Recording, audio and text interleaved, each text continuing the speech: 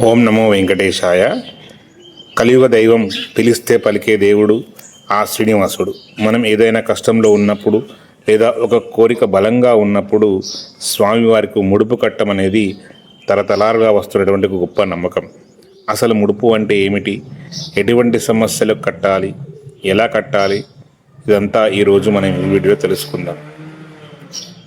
ఈ ఒకటువంటి ముడుపు ఎందుకు కట్టాలి అని ముందు తెలుసుకోవాలనుకుంటే, మనం ఎదుర్కొనేటువంటి సమస్యలకు పరిష్కారానికి స్వామి మొక్కుకుంటూ ముఖ్యంగా ఈ ముడుపు కడతారు.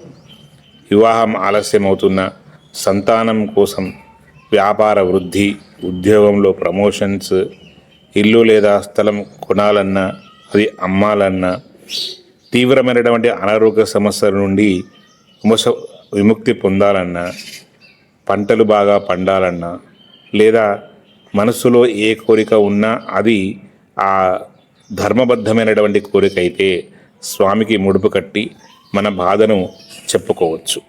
అయితే ముడుపు కట్టే పద్ధతి కూడా మనం తెలుసుకోవాలి.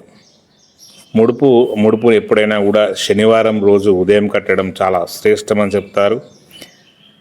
ముందుగా ఇల్లు శుభ్రం చేసుకొని నిత్య దీపారాధన చేసి విఘ్నరాజు అయినటువంటి వినాయకుడిని ముందుగా స్మరించి విఘ్నేశ్వరుని పూజ చేసి మీ ఒకటువంటి కోరికను వినాయకుడిని కూడా తెలియపరచి ముడుపు సంకల్పం నెరవేరేలా ఉండాలని స్వామివారి విఘ్నేశ్వరుని మనసులో ధ్యానించాలి.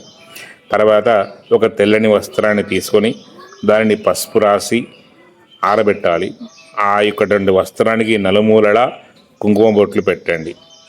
ఆ వస్త్రంలో 11 రూపాయలు లేదా మీ శక్తి కొద్దీ కొంత డబ్బును ఉంచి స్వామిని మనస్ఫూర్తిగా స్మరిస్తూ ఆ కోరిక చెప్పుకోండి. ఆ పసుపు మూటను, ఆ బట్టను మూడు ముడులుగా కట్టి స్వామి ఆ యొక్కటువంటి మూటను స్వామి పటం ముందు ఉంచి, స్వామి నా కోరిక తీరాక తప్పకుండా తిరుమల వచ్చి దర్శనం చేసుకుంటాను అని మాట ఇవ్వాలి.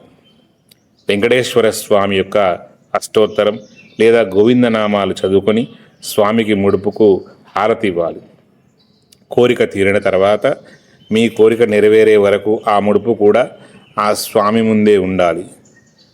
ఆ కోరిక నెరవేరిన తర్వాత, అంటే పని పూర్తయిన తర్వాత ఆ ముడుపును తీసుకొని తిరుమలకు వెళ్ళి దానికి కొంత వడ్డీ కూడా కలిపి హుండీలో సమర్పించాలి.